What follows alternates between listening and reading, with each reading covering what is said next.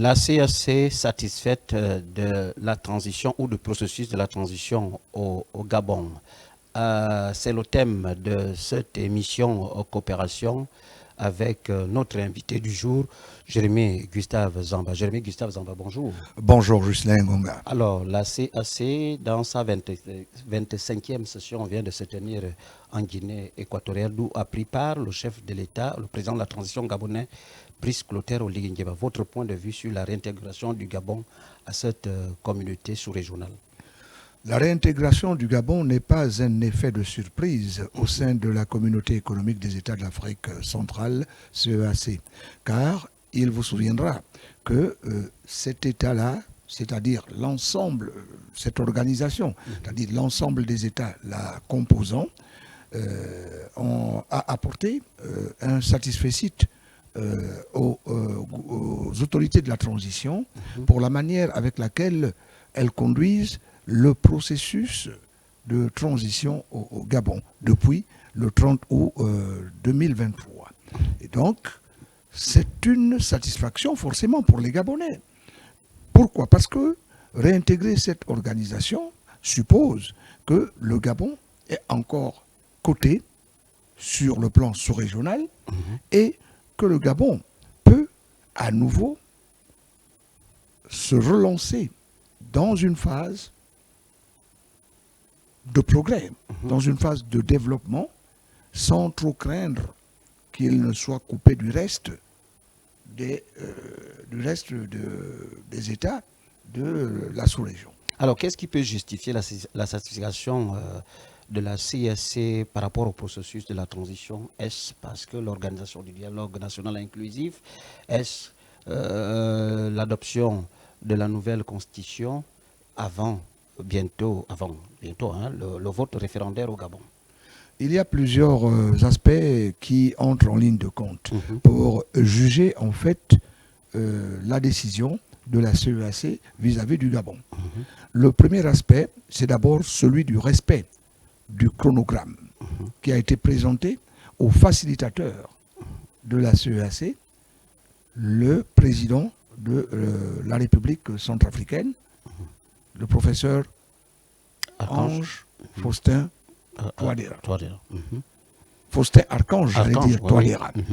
Donc, il y a déjà ça, le respect du chronogramme, qui a été maintes fois salué, et par le facilitateur lui-même, et par les autres chefs d'État de la sous-région d'Afrique centrale.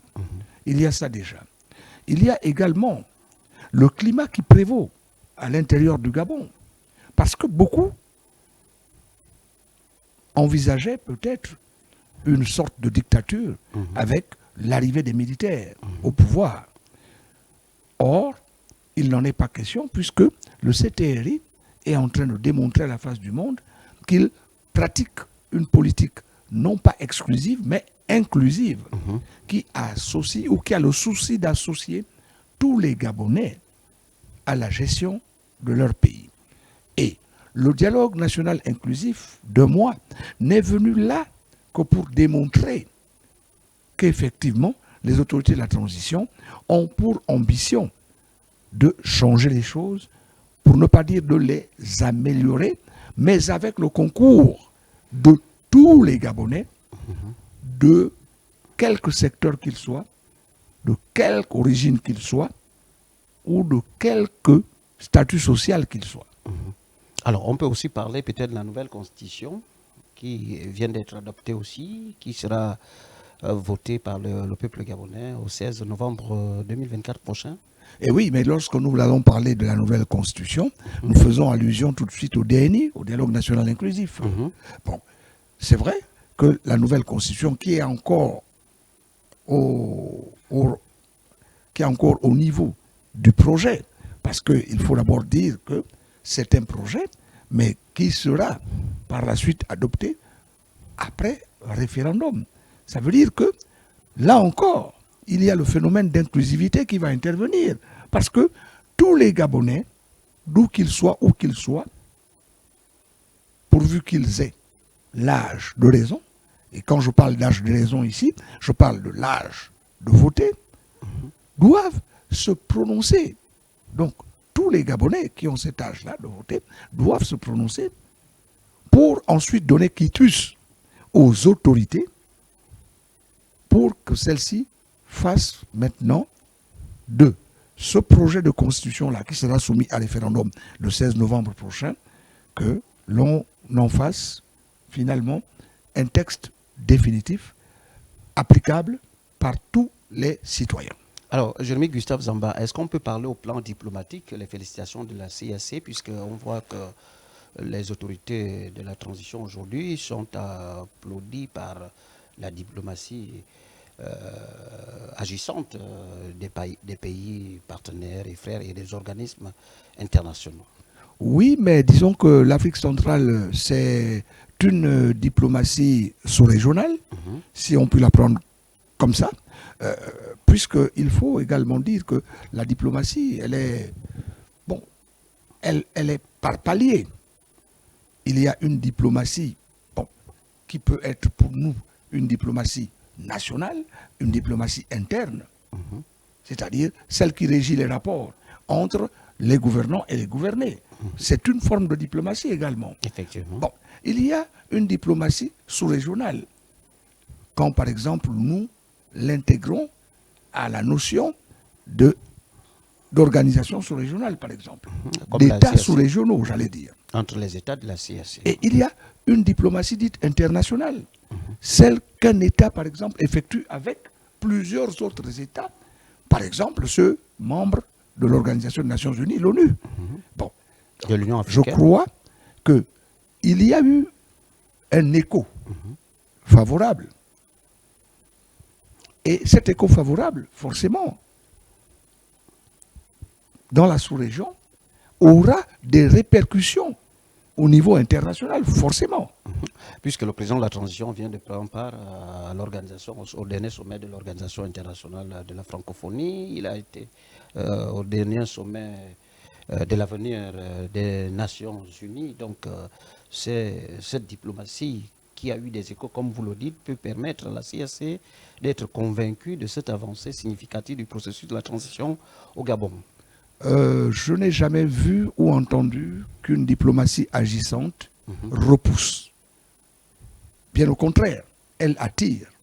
Et donc, si le Gabon est bien noté par les autres États, déjà de la sous-région, et ensuite par les autres États africains, et ensuite par des États occidentaux, ainsi de suite, ça veut simplement dire que le Gabon est en train de baliser le chemin par lequel il va passer pour qu'il le conduise sereinement vers le développement.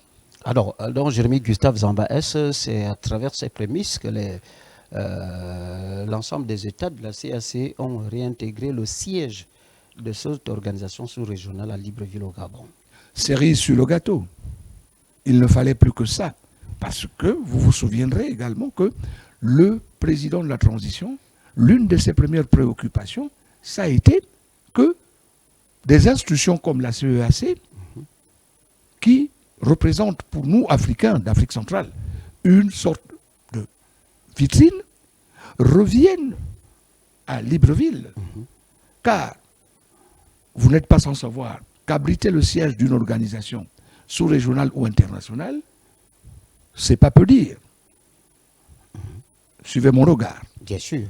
Effectivement, nous nous souvenons que dans un passé récent, alors le président de la commission de la CAC, accompagné du ministre gabonais des Affaires étrangères, des Gabonais des étrangers, Onanga Ndiaye, était, je dis bien dans un passé récent, face à la commission des lois et justice de l'Union africaine pour plaider la réintégration du Gabon au sein de l'Union africaine. Donc, il faut dire que la CAC appuie le Gabon ou accompagne le Gabon dans ce processus de transition, à sortir de ce processus, de cette transition et réintégrer, peut-être à revenir, comme on le dit, à l'ordre constitutionnel. Mais vous savez que l'Union africaine, comme son nom l'indique, regroupe tous les États africains, pour ne pas dire les 54 États africains. Et donc, si les autres États adoubent un État supposée en crise institutionnelle, comme certains le prétendent. Mais ça veut simplement dire que cet État a de fortes chances d'être reconsidéré aux yeux des autres États, et donc va à nouveau rayonner et bénéficier des faveurs qui sont celles dont bénéficient des États qui ont intégré et qui restent membres de l'organisation, ici l'Union africaine. Donc ça veut dire que c'est tout bénef pour le Gabon de réintégrer l'Union africaine pour ne pas être perçu comme un État paria. Alors donc la CSC est confiante du processus de la transition puisqu'il reste deux grands points de ce processus de la transition, le vote référendaire et les élections. Le vote référendaire qui aura lieu le 16 novembre 2024 et les élections générales selon le chronogramme de la transition le 25 août 2025. Alors, donc les deux grands points, on peut dire que Jérémy Gustave Zamba, que la CSC est confiante de l'aboutissement de ce processus de la transition au Gabon. Sinon, la communauté n'aurait pas pris la décision de réintégrer en son sein le Gabon. Et ça me paraît tellement évident que je n'ai pas envie d'en rajouter une couche. Effectivement, vous n'avez pas envie d'en rajouter une couche. Donc, pour dire que le Gabon est adoubé par l'ensemble de ces pays membres de la communauté économique de l'Afrique centrale, CEEAC, dont le siège se trouve à Libreville, la capitale gabonaise. Alors, Jérémy Gustave Zamba, en tant qu'observateur, analyste de la vie politique et journaliste chevronné de la grande chaîne panafricaine Africa numéro 1, la chronique, aujourd'hui, selon vous, peut se baser sur quelle ambition pour la CEEAC ou bien la coopération entre la CEEAC et le Gabon? On peut dire simplement, pour me résumer, Gabon CEEAC, la main dans la main. Gabon CEEAC, la main dans la main. Oui. Merci Jérémy Gustave Zamba. Une coopération main dans la main entre le Gabon et la CEEAC. Ainsi donc prend fin cette émission coopération dont le thème était axé sur la CEEAC satisfaite des avancées du processus de la transition au Gabon. Merci de nous avoir suivis tout au long de cette émission coopération à consommer sans modération. Au revoir.